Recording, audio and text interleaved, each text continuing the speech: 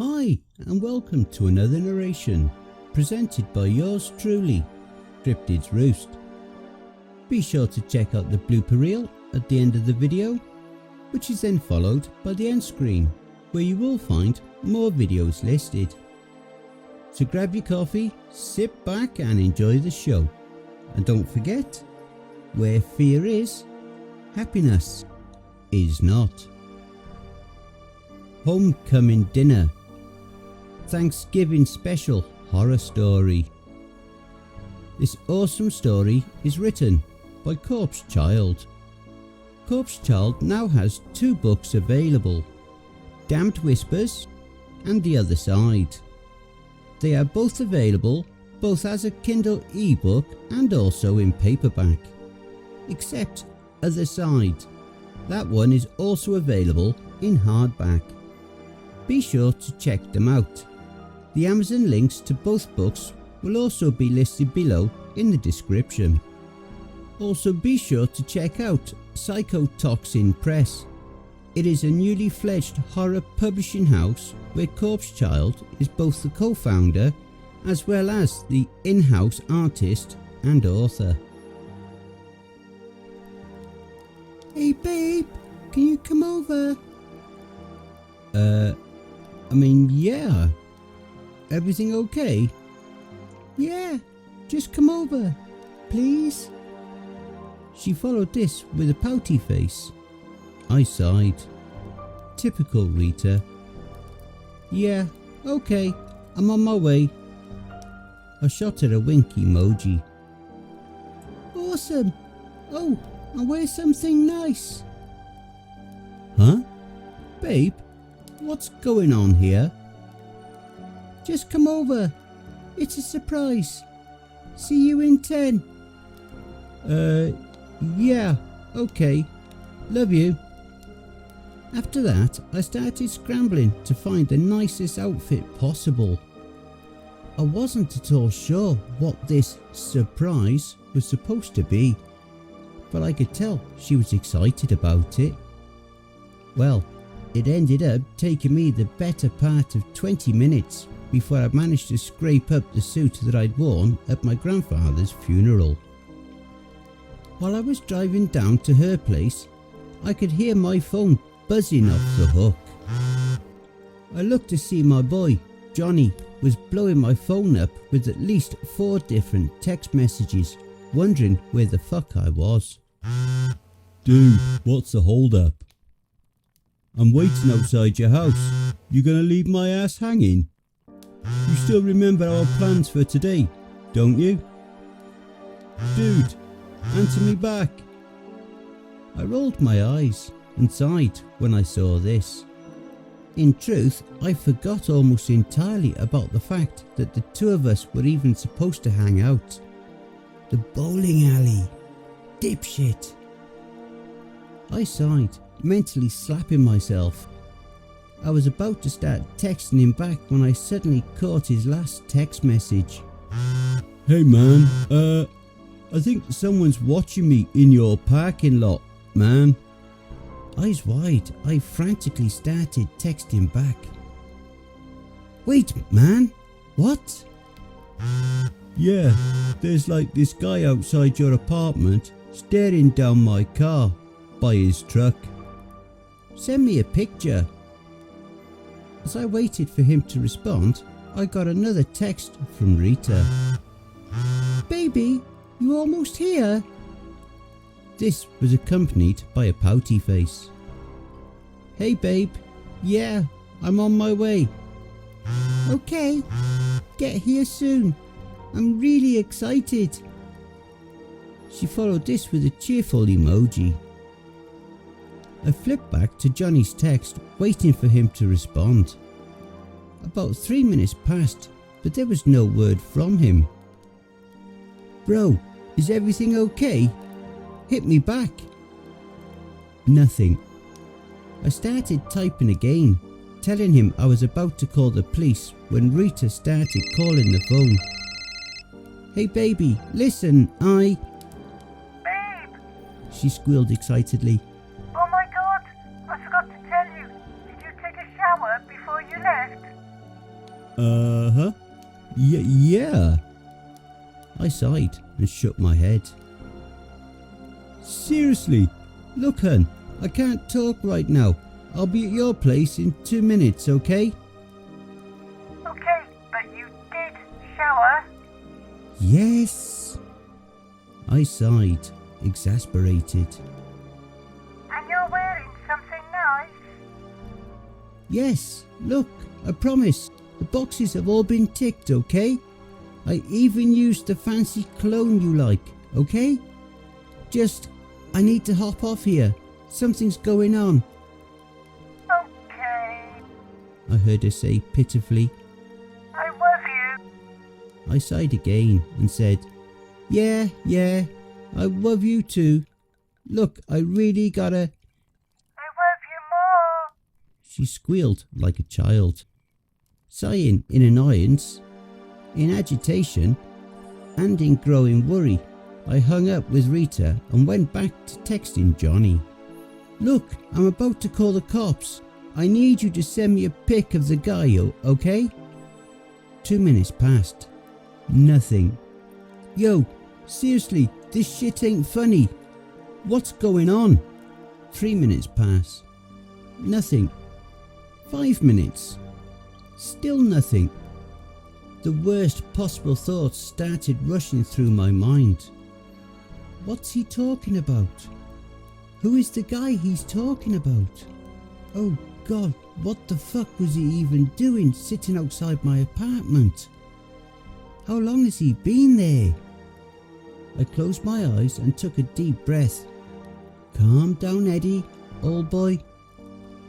Admittedly, this probably would have worked and made me feel better had I not been snapped back to reality by the blaring horn of the Honda Civic that was coming straight for me and about to spearhead my minivan.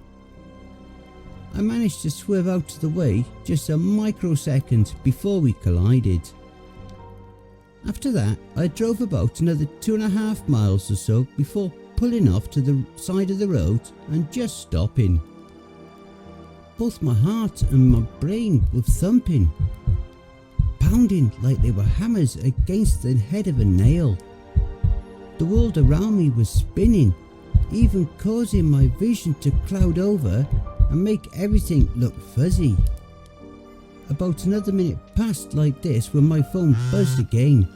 I looked to see it was from Johnny. Hey man, everything's cool now. He left. Sorry for scaring you. I stared at the phone for a moment, dazed. Huh? You sure? Have you checked around the back? Yeah, not there, he's gone. Everything's fine. Okay. What did he do or say anything? No. He just left? Just like that? Just gives you the death glare for 10 minutes and drives off? Guess so. Okay. Well, did you get a good look at him? What'd he look like? I don't know. Look, you just go have fun with your girlfriend.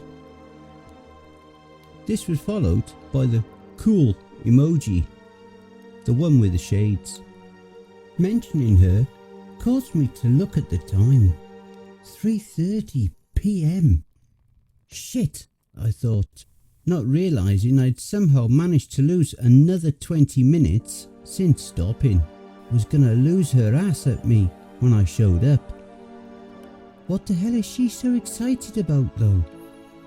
That, despite everything else, believe it or not, including the whole stalker outside my apartment situation, was still the biggest source of confusion for me. 2 years, almost. That's how long Rita and I had been together, and not once had she ever requested, far less begged, me to appear nice or professional like this.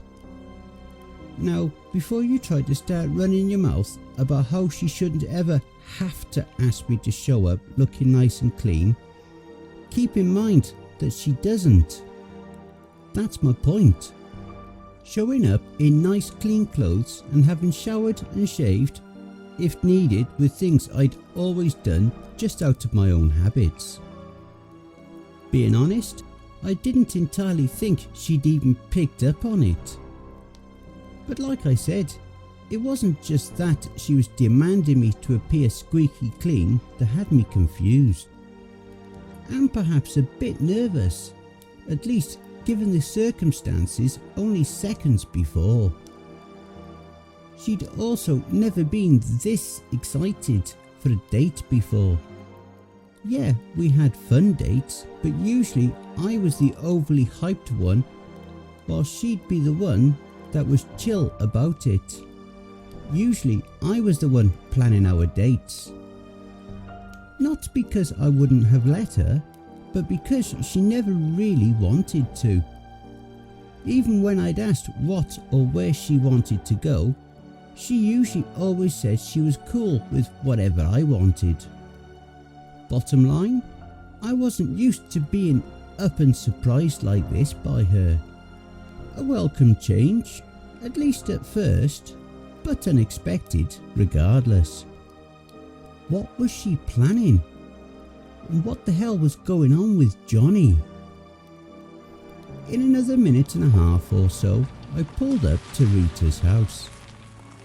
I took a moment to try and gather myself and figure out some sort of an apology before I got out. Before I could set foot outside my car, however, I see her front door come open and out comes Rita, flying out like a bullet. In maybe 3 seconds flat, she cleared the front yard and seized me out of the car in a bear hug. "Hey, baby doll," I said, startled. "Hey, babe," she exclaimed excitedly. "I'm so glad you're here. Come on, there's something I think you'll love." I chuckled, a bit nervously in reply. Okay, just give me 1 second to turn off the car." She planted a wet kiss on my cheek before releasing me, allowing me to breathe a bit more freely. Yep, she's definitely hyper here. But why? "Well, make it quick, okay? Seriously, I can't wait to show you." With that, she spun around and speed walked back into her house. I cut the van off before checking my phone again. Johnny still hadn't texted me anything after his last message. "He's fine now," said so himself. I closed my eyes and took a deep breath. "Everything's okay now, just have fun with Rita," like he said. I stopped. Like he said. For whatever reason, another feeling of unease crept from the pit of my stomach. Something about that wasn't sitting right with me. I wasn't sure though, as to why. Something about the way he'd said it. Maybe, or just the sudden shift in tone from before. "Just go have fun with your girlfriend." "Babe!" I heard from the front porch. Rita was standing on the porch, impatiently waving for me to come the fuck on already. My thoughts were derailed after that, so I decided to go ahead and get out, see what the hell she was so stoked about. As soon as I'd made the porch, Rita, giggling, took my hand and damn near ripped it off at the shoulder, jerking me into the house. "Whoa, babe, slow down," I said. "Sorry, just, oh my god, I've been looking forward to this." "To what?" Her smile faltered a bit. "Babe, stop playing around," she chuckled. I just kept looking at her. You mean you actually don't remember?" "Remember what?" Her face fell away completely after that. Now she had a look of sheer disappointment. "What the hell? How could you forget about today?" she exclaimed. I began stammering, not at all knowing what to say. "Rita, I'm sorry. Look, Can you please just tell me? She sighed and crossed her arms. If you'd have seen the look on her face in that moment, you'd swear I'd just told her I'd stolen her grandmother's necklace or something and pawned it for cash. My dad's in town. There, that jogged your memory? All at once, everything came back to me. She saw the way my eyes went wide with realization and said, "Uh-huh, yeah. Remember the convo from 2 weeks ago now?" I sighed. Yeah. I rubbed my face and looked at her. I could tell this hurt her a good bit. Her dad wasn't in town often, and I remembered how she told me that when he did make the trip down here to Weeping Willow, North Carolina, from all the way up in Maine, he'd usually throw this sort of cookout with Rita and or a few other members of the family, if they were around too. This time around though, I could actually remember her telling me that she wanted only me there to meet her dad for the first time. Oh shit, Reed, I'm so sorry. Fuck. I've been extremely busy lately, and my memory's been shot all to shit because of it. Can you forgive me? Her look of disappointment relaxed a bit. Well, you're here now, and you do look handsome. She winked at me, parting the left corner of her lip up. And I showered, like always, I added, giving her a wink of my own. Her excited grin from before returned full blast. Like that, I was having the shit squeezed out of me for a second time that day. Completely off the hook. I was happy, and for the moment, I'd actually forgotten about whatever might have been going on earlier. Rita led me into the kitchen where she had started cooking a pot of chili. "Alright," I cheered. She chuckled. "Smells awesome, babe. Can I taste?" She winked, knowing how much I love her chili, and handed me the spoon. I took a small scoop before tasting it. "Well, what do you think?" she asked eagerly. I hesitated for a moment, contemplating. "Not bad, but this ain't your usual recipe. I can tell you did something different." "Yeah, so it's my recipe my mum always used to make for my dad. I used pulled pork and a little bit of chicken instead of the usual ground beef like I usually make. You like it?" "I mean, it's not my favourite, but it does have an interesting texture to it." "To be honest, I'm not a big fan of it myself, but Ma always used to make it. We didn't really get ground beef though, so she'd use pulled pork instead. We had plenty of that, given that he'd always bring hunks of it home from the butcher shop." "Oh shit, that is right. I forgot you said your old man was a butcher. Didn't you say they used to call him Mr. Squeals?" We both snickered at this. "It was Mr. Squealer," she added. "Ah, well, where is the old man anyways?" "He's on his way.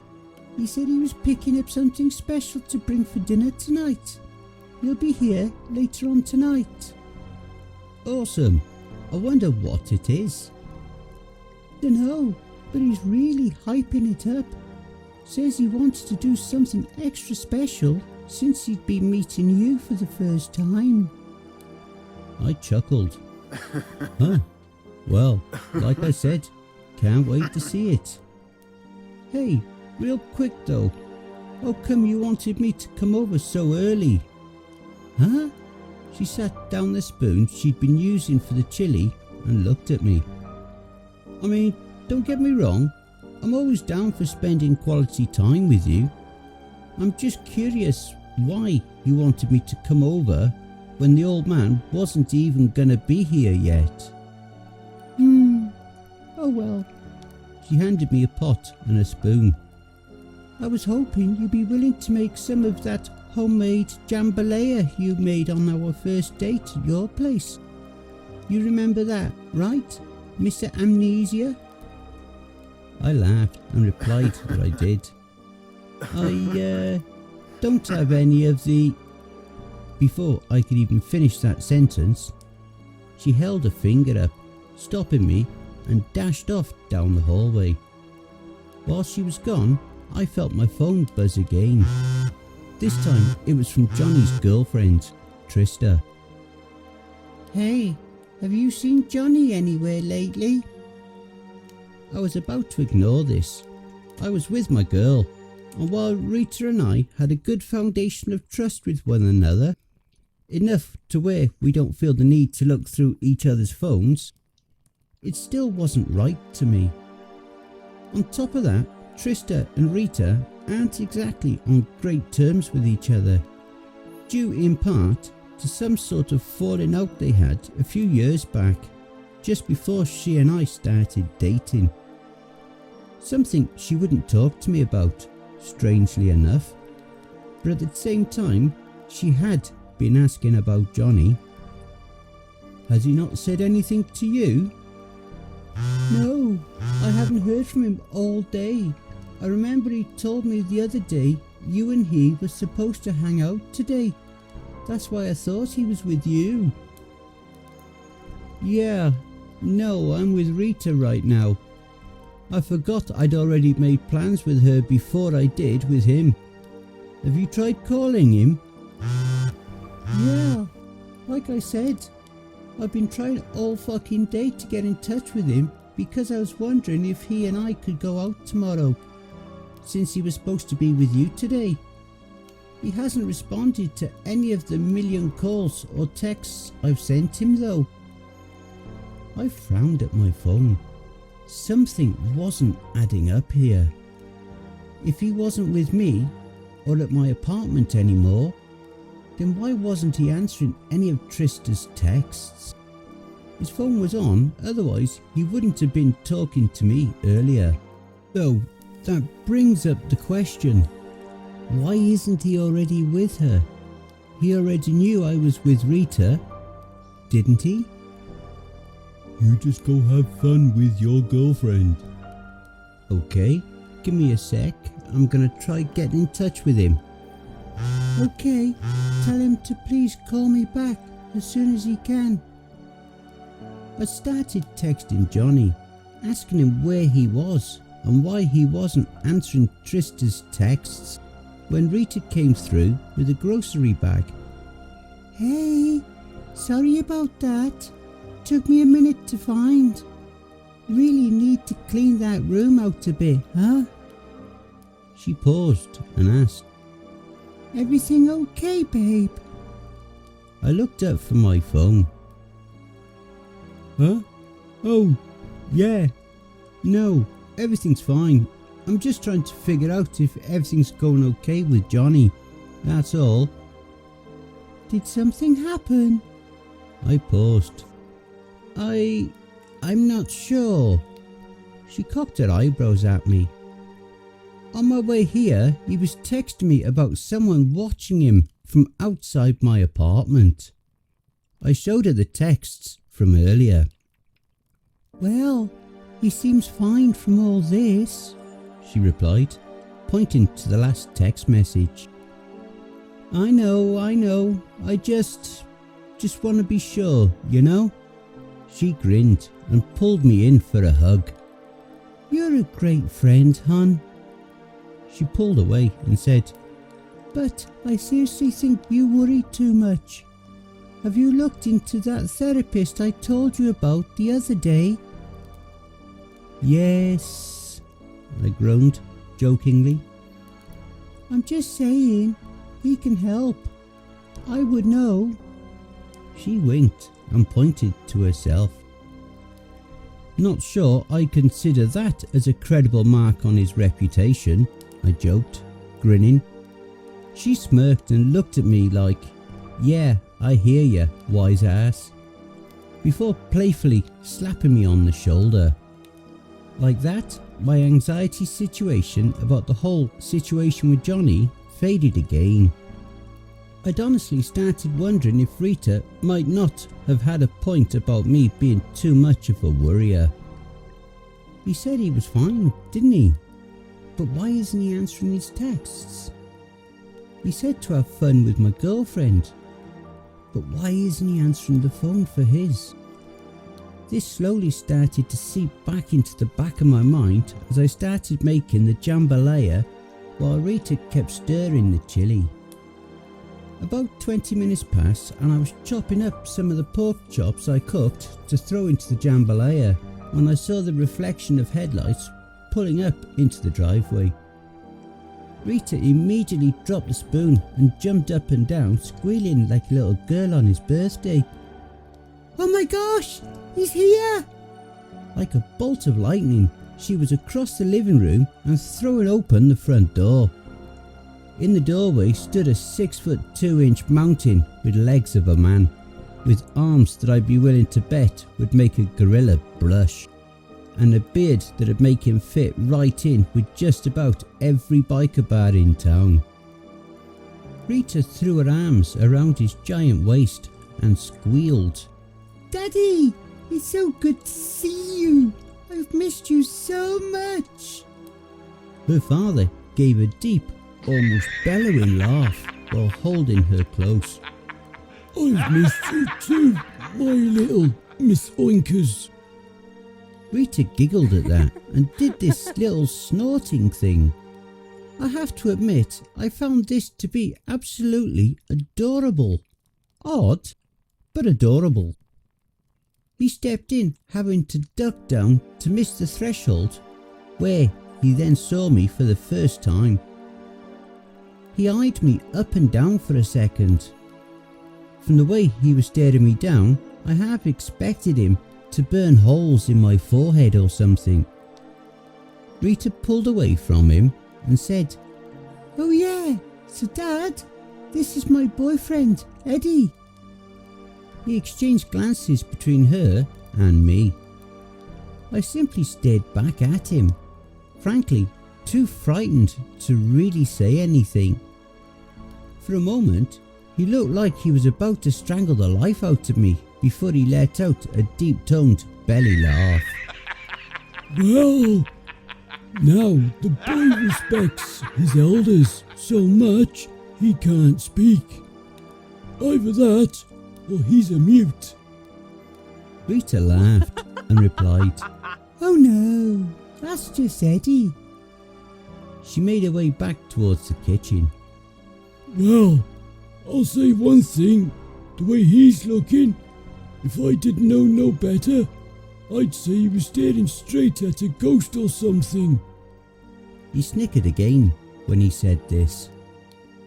"I keep telling him he needs to loosen up a bit," Rita remarked, shouting from the kitchen behind me. "Isn't that right, hun?" I didn't answer. My mind was blank. I mean, you'd have had to be there to really get how overwhelming it was to be in front of this dude, this behemoth.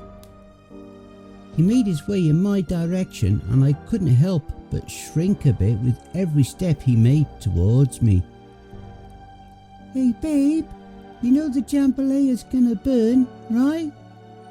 That snapped my attention away from my father and I quickly scrambled back into the kitchen.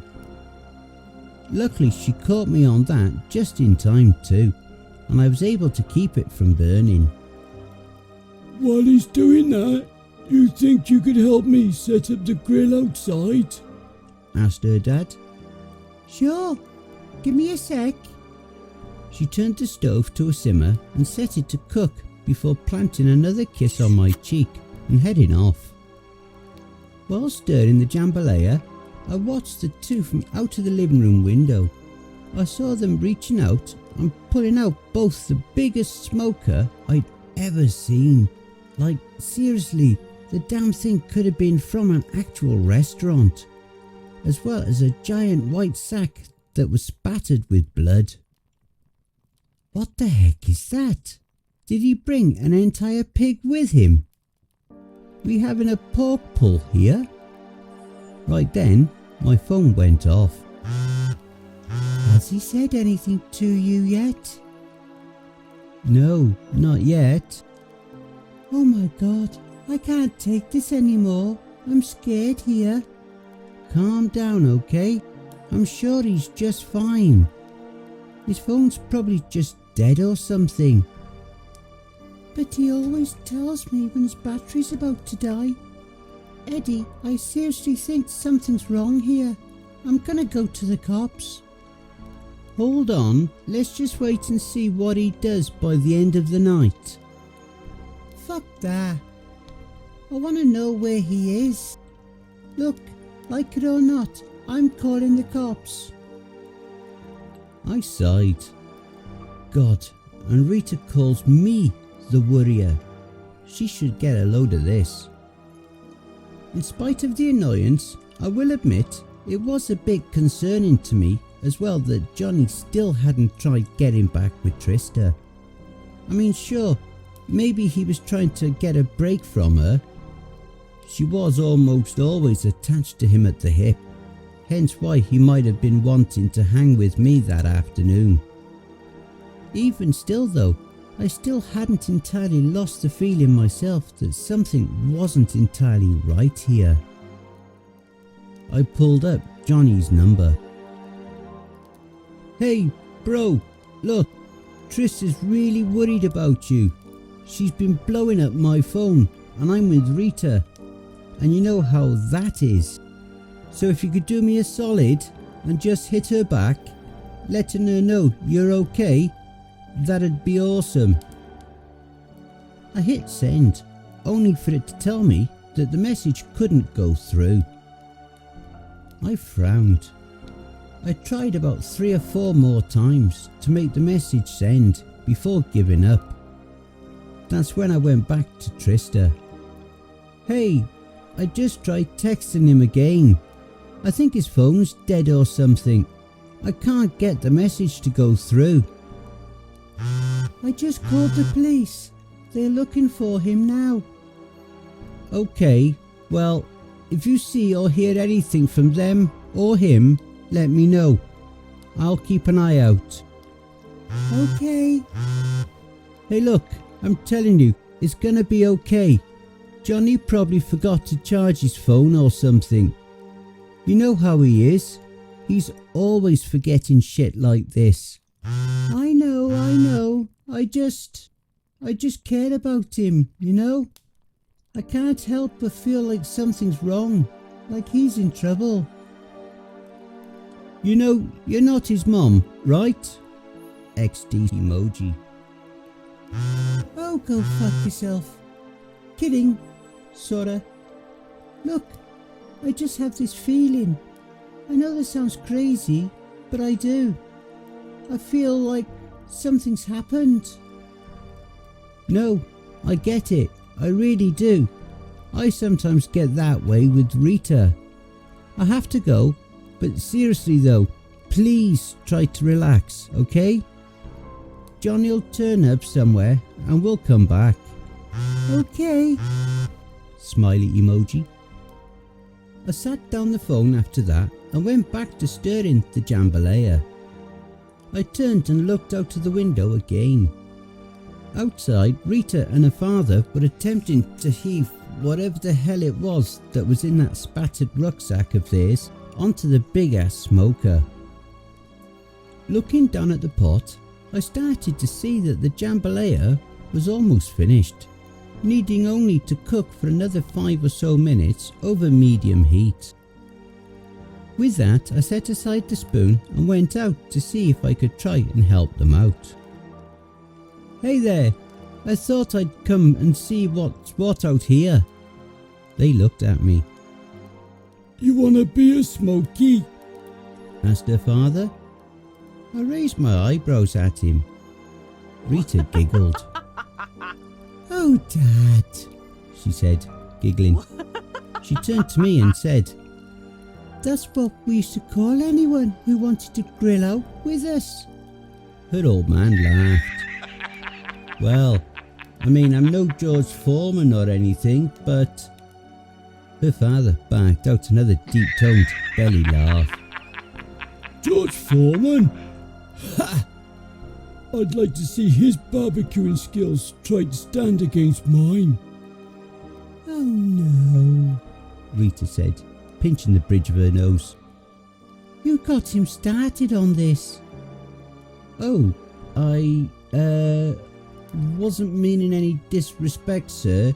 I just... Son, you know, you really ought to take my daughter's advice and loosen up a bit. I'm just yanking your chain here, man to man. I looked to Rita.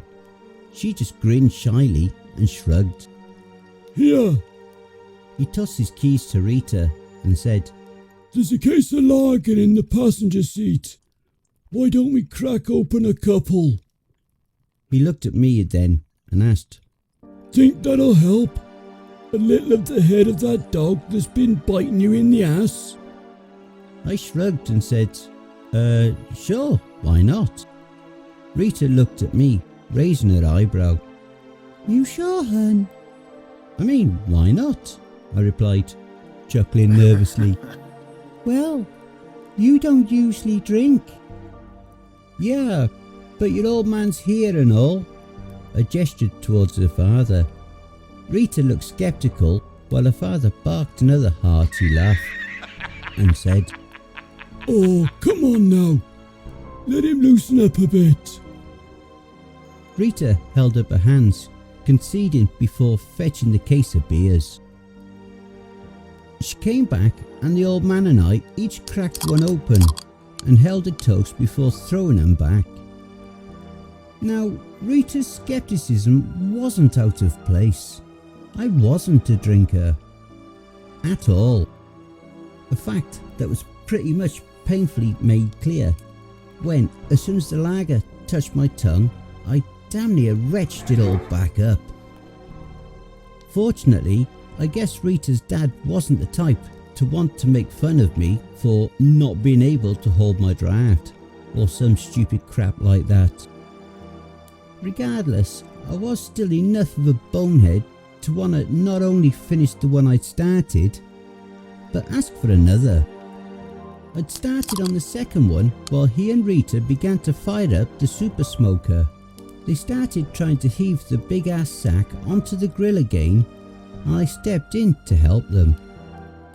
I remembered wondering again just what the hell the old man had in this bag that was not only as big as this thing was, but as long, and frankly, as weirdly shaped as it was. What I mean by this was that it was heavy enough, sure, whatever it was, but it didn't quite feel as dense as a hunk of beef or pork, you know? I don't know how else to describe it other than it didn't feel like what I figured it should have. When we laid it on the grill, I saw a part of it get snagged, ripping a small hole in the fabric. Small as it may have been, it was enough to immediately make my blood freeze solid. In the sack, staring through the hole at me, literally, was an eye. A fucking eye. Not like from an animal or anything either. No, it was an aqua blue eyeball, staring back at me, glazed and frozen in place with veins honeycombing the whites of it. What, or rather whoever this used to be, had obviously spent their last moments scared out of their minds. I looked at Rita's father and then to Rita herself. What the fuck is going on here? What is that, a person? Are they seriously about to grill a fucking person? Rita's dad slammed the lid shut on the smoker. Well, time for old Smokey here to work her magic. Get the meat all nice and hot before I add the seasonings. My stomach turned hearing him say that. Seasonings. See, that's the trick here, son, he continued, wrapping his arm around my shoulder. I couldn't resist wanting to try shying away from his arm, but it was no use. What they don't tell you about grilling, boy, is that it's best to wait until after the meat's gotten to be all sizzling. See, when you just do it that way, you have a chance to really let all its little internal juices mix together with the seasonings before you finish it off. You know what I'm saying? Sort of like a built-in marinade, so you don't have to worry about having to keep it sitting for days on end, Rita chimed in. Her father winked at her, grinning. That's my girl. Rita giggled at this. I remained frozen, staring horrified at the closed smoker. Hun, what's wrong? She asked. Need another lager? Her father asked, reaching into the cooler. No, I blurted. They both looked at me, puzzled. I mean, no thanks. I think I've had enough beer. I think I'm gonna head inside. I need to check up on the jambalaya anyway. They exchanged glances from each other and back to me while I stepped backwards towards the house. You sure you're okay? She asked. Yeah. I just need to check on everything inside. I turned and hurried back into the house. My heart was pounding furiously. Oh God, what am I gonna do? There was a body in there, and they're gonna eat it. I started scrambling for my phone. It was when I pulled up my text messages that it started coming back to me again. I looked outside, seeing Rita and her father standing beside the smoker with the truck. Yeah, man. There's this dude outside your apartment staring down my car from his truck. I asked him to send me a pic of the guy, but nothing ever came. I waited for almost 10 minutes.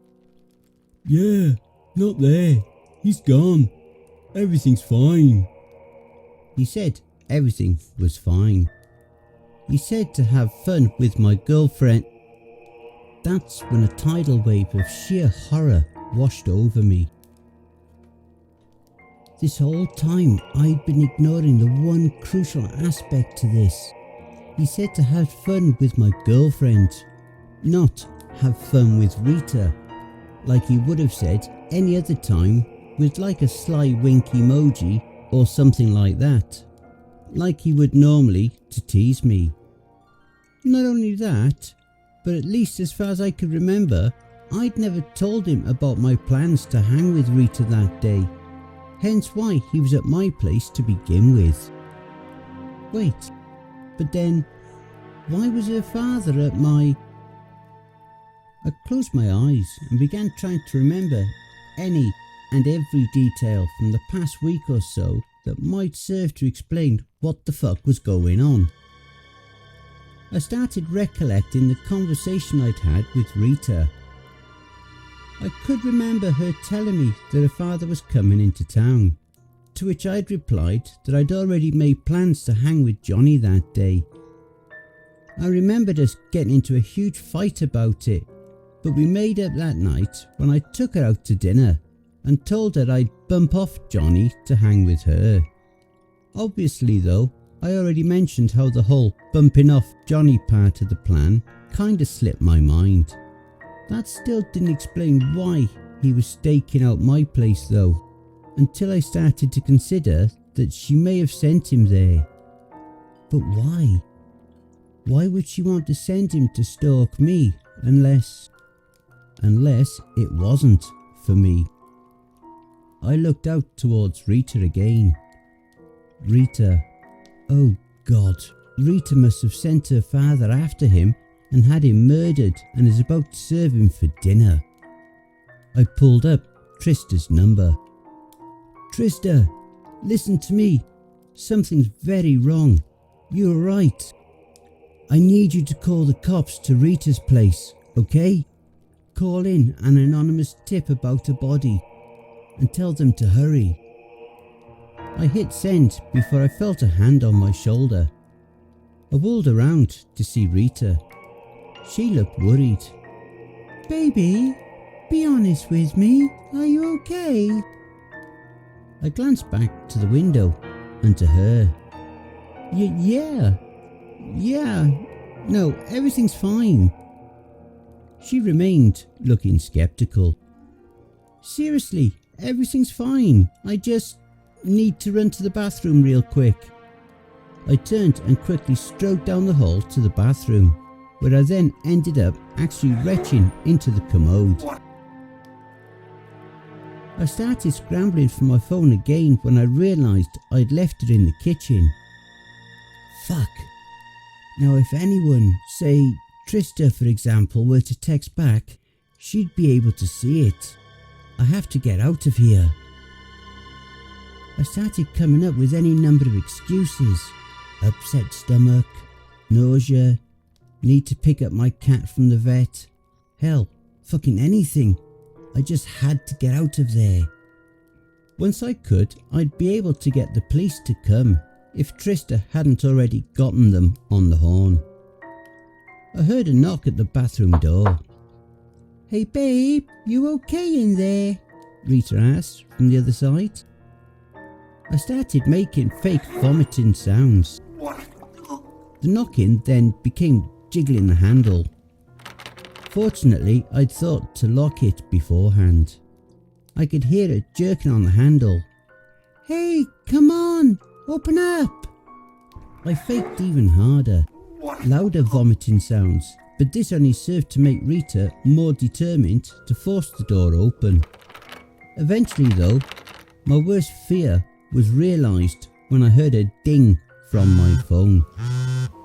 Right then, I jumped up from the commode. I could hear Rita moving away from the door. Shit, I have to get to the phone before she does. I threw the door open before sprinting past her to the kitchen. I swiped up my phone and saw that it was a text from Johnny. "Dude, I told you I was okay. Have fun with your girl. Seriously." Smiley emoji. "Eddie, what's going on?" I looked up from the phone to see Rita staring at me, wide-eyed, and like she was ready to call the police on me. My body began to shake. Oh God, what am I supposed to say to her? I looked outside. I could see the smoker going full blast, but I couldn't see her father anymore. I knew the so-called text I'd just gotten from Johnny was a fake, just like the last one, and so the fact that I couldn't see her father meant that he was obviously trying to hide it. I looked back at Rita again. "Well?" she urged, her own body starting to shake. She always did that when she became agitated, which meant I'd need to be careful about what I said, and I'd need to get the fuck out of there quick. We were standing in the kitchen, and the last thing I needed was for her to come at me with a knife. "Look," I began, sighing. "I'm sorry, okay? I don't know what's come over me. I think I just need to go home." But, she stammered, her voice falling apart. Her body shook more violently now. I backed away into the kitchen. She stepped forward. "But why? My father just got here. I've been so excited for this. And first you forget, and now you want to go home." Her voice escalated in pitch with each word she spoke. Soon I was backed against the counter. I started groping behind me for anything I could use to possibly defend myself. She took 2 steps closer, her face redder than a cherry and twitching more violently than I'd ever seen before in my life. "If you're gonna be an asshole like this, can you at least tell me why?" She stomped the rest of the way to me. "Huh?" she shrieked. "Tell me why!" "Rita, stay back!" I exclaimed, managing to wrap my fingers around the hilt of a kitchen knife. She continued closing the distance between us. My hand stiffened around the knife. "Fuck you!" she screamed, lunging forward towards me. In a fluid motion, my arm thrusted forward, and before I knew it, I looked up to see Rita's petrified eyes bulging out at me, gasping like a fish. The knife was embedded almost all the way to the hilt, dead in the middle of her chest. My mouth fell open and I immediately withdrew the knife. Her body went limp and I caught her mid-fall. Blood flowed in a steady stream from the centre of her chest. I held her for a moment, horrified at what I'd just done. Oh Jesus, what am I gonna do? What am I gonna do? I killed her. I shook my head. It was self-defense. It was self-defense and they killed your friend. My thoughts were cut short when I heard her dad walking in, announcing, Alrighty now, who's ready for some good eating? Tonight's menu, a nice hunk of fresh fox meat. He froze then, seeing me on the floor, clutching his daughter's corpse. I stared back at him, frozen in shock. What have you done? He shouted. I... Get off her! He stomped over to me. I moved away quickly. He then cradled Rita's body, shaking it and calling her name. Eventually he devolved into a sobbing fit before raising back up, glaring at me. You! He screamed. You did this! Panicking, I turned and ran. I cleared the front door, jumping over the front porch entirely. There, I jumped in my truck and sped off. I then drove for hours, not at all knowing where the hell I was gonna go. I was scared. I'd just murdered my girlfriend. And for what? I thought they'd killed and was about to serve my best friend to me for dinner. Except that it wasn't Johnny at all. It was a fucking fox. I remember I ended up stopping on the side of the road when it got to be around 2 a.m. I didn't sleep that night though, afraid of the possibility her dad might have been following me. When the sun rose, I decided to head back into town and turn myself in. From there, most of this is history. I confessed to murdering Rita and was taken into custody. The trial was about a month later. I forgot honestly how long it went on for, but I remember it ended with me being initially sentenced to 2 years in psychiatric detention. That brings me to today. Today marks the first year since I've been here. I'd like to think I've been making progress here, but I can't lie. It's not feeling much like it. That's why the doctors have given me this tablet to write all of this out on for you all. Part of me still wants to think that I was right about Rita and her father. That they killed Johnny and was gonna barbecue him for dinner. But then I'll never forget the fact that Johnny was there, at the trial.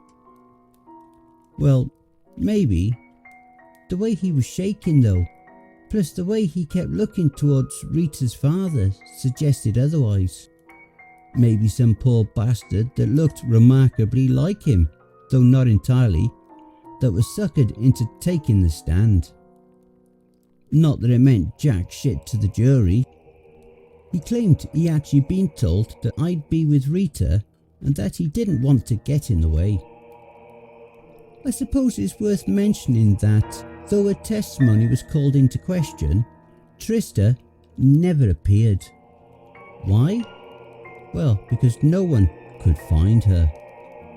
The text messages between me and her were reviewed, but it meant essentially nothing without her being there to back me.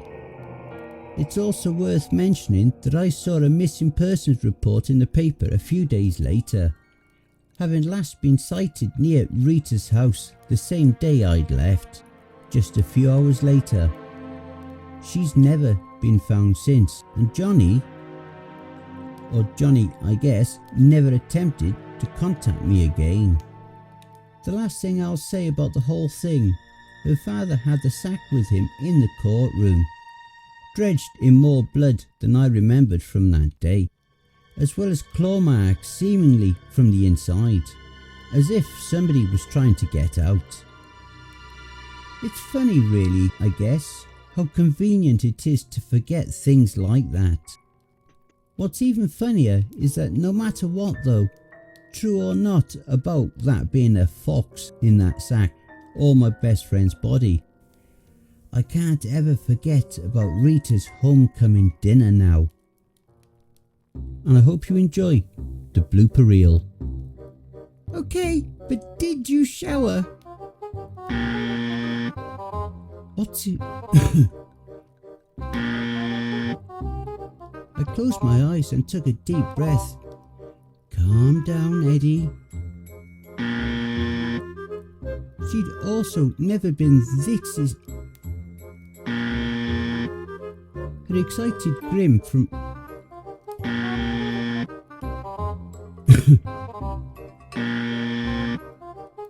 not bad, but this ain't your usual rep. Given that he'd always bring hunks of awesome. I wonder what it is. When the old man wasn't ever.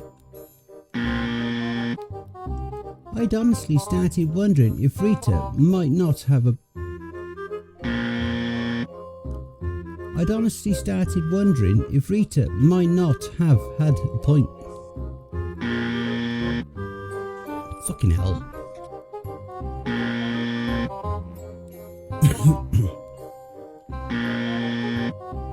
Once I could, I'd be able to get the. Shit. Fucking hell. She always did that when she became my agitate.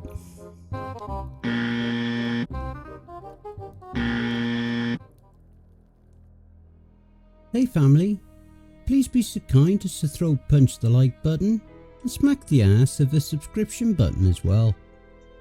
And remember to chokehold that notification bell and then select all. That way you'll receive all notifications each time I upload a new video. And by subscribing, you'll be the first to see all of our new spooky creepypasta stories. A very big thank you to Corpse Child for allowing me to narrate this awesome story. Make sure to check out their Reddit profile for more awesome stories. And be sure to take a look at the playlist here for more of their stories that I may have already narrated. I would just like to say a very big thank you to all of the authors that I have worked with and all the ones that I will work with in the future. So thank you all, my brothers and sisters, and why not hashtag Cryptids Roost in your comments. A quick thank you to all of my Cryptids Roost community family too. We are now well on our journey to 1,000 subscribers. So please spread the word and help us to grow and expand. And don't forget to share the videos too. If you would like to throw me $1 or $3, I'd be very much appreciative. I do have PayPal, paypal.me/cryptidsroost. Alternatively, I have an account at buymeacoffee.com. You don't even need to register on either site to donate. You can also follow us at my Facebook group, Twitter and Instagram. I also have Ko-Fi, BitChute and Rumble. I have a subreddit if you have a story you would like me to narrate for you. All relevant links will be below. And don't forget to check out the end screen, see above. That will also list some more videos in my back catalogue. Take care everyone, and I hope you all have a wonderful and peaceful night. And don't forget, where fear is, happiness is not.